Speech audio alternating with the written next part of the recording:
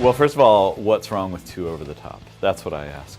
I think our design philosophy was we've established a world, we've created Sunset City, and everybody in the city has their own sort of motivations and what they're trying to get done. So it is grounded somewhat, but then from there it's taking that grounded foundation and really blowing it up, allowing the player to be who they want to be, play as they want to be. So I think it's over the top where the player is concerned, but it makes sense in the context of it's like a video game fantasy come to life.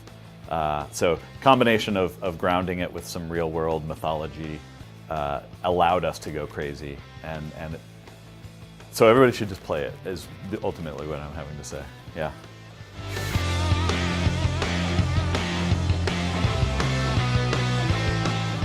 Michael Bay Infinity. There's a lot of explosions. We have amps that you can craft that will cause nuclear explosions occasionally.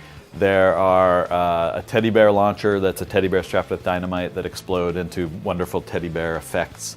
We have a lot of explosions. It's Michael Bay to the extreme, for sure.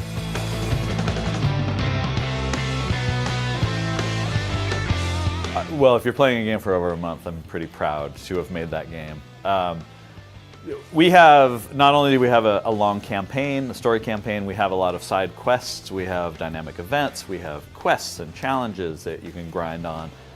We also have Chaos Squad, which is our 8-player multiplayer cooperative mode, and that has a lot of replay value because it's different every time you play it. It adds an element of voting amongst the team to kind of strategize how they're going to take on Night Defense.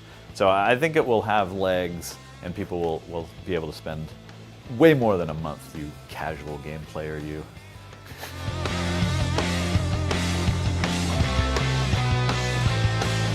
In terms of motivation and inspiration, it came from everywhere. This is a game where Drew Murray is the game director and I'm the creative director. We honestly just went with what do we like and let's throw it in the game, and I think everybody on the team kind of had that philosophy. Jet Set Radio, Crazy Taxi, those Sega games from the late 90s, like, they're just super inviting and fun, and you can jump in and jump out. And I think there's definitely influence in that feeling of this is a game, let's be a game, let's embrace that. So definitely some inspiration coming from that, along with thousands of other things and games.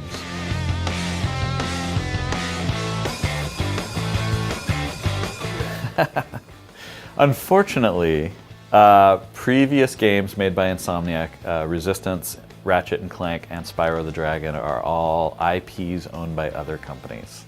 So you will not be seeing Easter eggs for those because we like to not be sued.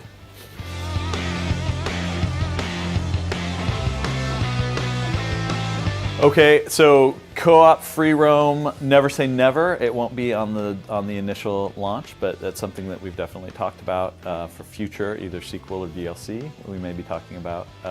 So each Chaos Squad session will have individual leaderboards. So even though it's a co-op game, you can still have bragging rights amongst your friends. And then as far as the progression system works, it is the same progression system from the campaign to Chaos Squad. So it moves back and forth. Any weapons you earn, any badges and badge sets that we have in our Overdrive system that you can use to really min-max your character, all of that will translate across single player and Chaos Squad.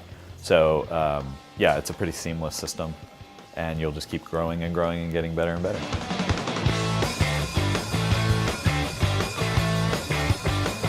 Why would you want less action on screen? That's insanity. Yeah, 900 works perfect for us. We spent a lot of time comparing and contrasting.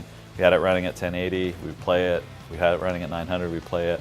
They didn't look considerably different, but the things that you could draw on screen were a lot more, and we wanted to draw a lot more on screen. More action, more better. Michael Bay would be very proud.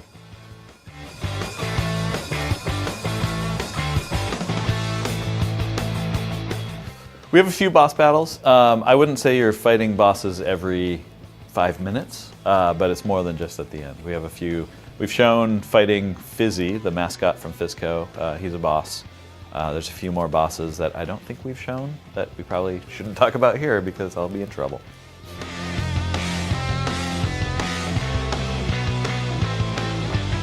So I have a lot of different weapons of choice because you can use them strategically. Some are good against certain enemies, some are not so good against certain enemies. I will say that The acid sprinkler is a weapon that I've started to use a lot, which is like a kid's sprinkler toy, but it shoots acid, which you should not do at home. So if there's kids who are thinking it's a good idea, don't.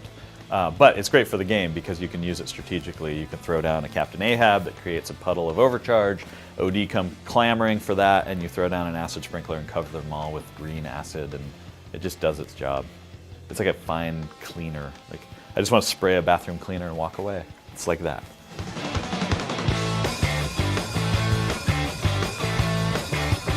How big? The city is quite big. So we have a traversal system. You can jump and bounce and grind and do all that. And so everywhere you go, you have to be able to do that. And we have a lot of verticality. So not only is it a pretty expansive world, but it has a lot of verticality in it. So it's hard to compare and contrast against different games. I'll say GTA 5 is a huge, huge map, and I wouldn't compare it against that because we don't have long periods of driving and talking. Not that that's bad, I'm just...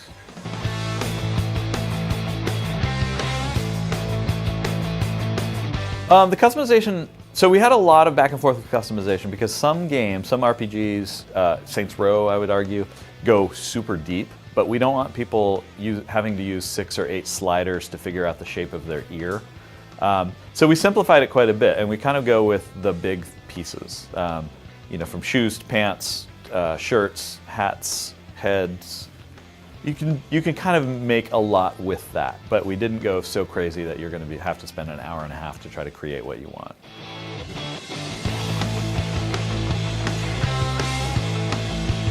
Well, we're not making a platformer, first of all, but there actually is a double jump. So the difference between a normal double jump is you jump, and at the apex of your jump, you have a window of input, and you can go higher. For us, it's when you bounce on something, there is a window of input there, and you'll go twice as high.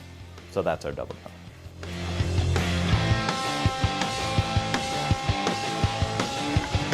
That's an extremely broad question. What sets us apart is teddy bears strapped with dynamite,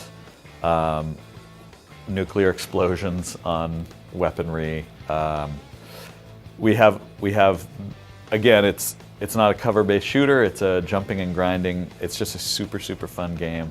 I play it every day of my life as a living, and I still will find myself just playing it for, like, I'll get lost for 10, 20 minutes, and people will have to tap me on the shoulder and say, "Get out of here, you gotta go home." It's super fun.